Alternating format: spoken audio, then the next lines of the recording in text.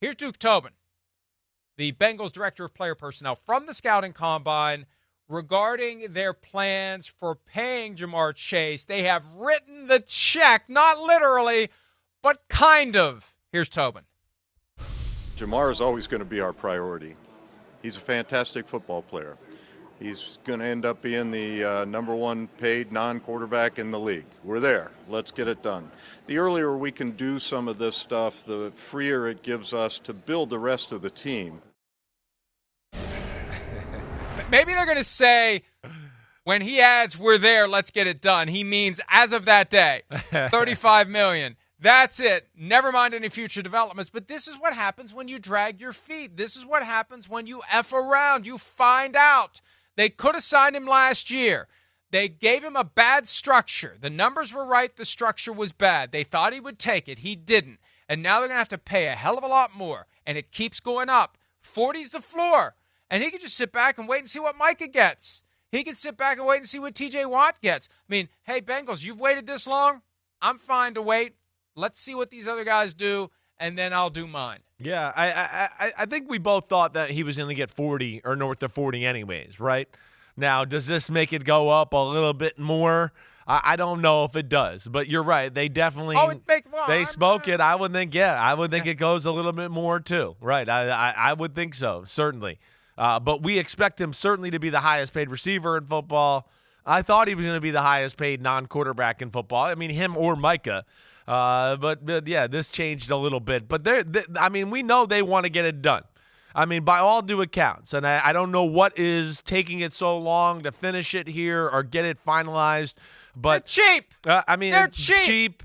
Trying to balance the T. Higgins thing. And by all due accounts, I think back into a conversation we had last week, they're trying to appeal, whatever you want to say, to Joe Burrow. They know, like you've talked about before, they can't mess with Joe here. This is the first time ever in their organizational history they have a guy that's actually putting the hot poker on ownership's ass and going, oh, crap, I actually might have to spend some of this money, or I'm going to lose a cherished piece of our organization and one of the most popular people in football in Joe Burrow. So by all due accounts, they're going to try to do right by him, Jamar Chase, figure out this T. Higgins things, and that's why they're putting Trey Hendrickson on the trade block, because they're going, damn, we can't pay them all. We're cheap, like Florio said. Let's just try to make 2 of the 3 happen, hopefully. But they got to get this one done before they can even think about T. Higgins. I think they got a real problem with Chase. I think he wants 50, and maybe that's just his way of getting 45. But it's going to be a massive contract, and it makes it hard to re-sign T. Higgins, and it makes it hard to re-sign Trey Hendrickson.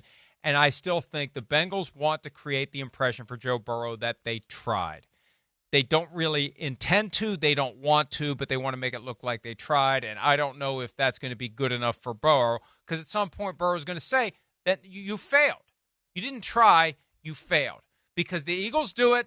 The Eagles have all these guys who are well paid, and that's the problem. I think Burrow applied the red-hot poker too late.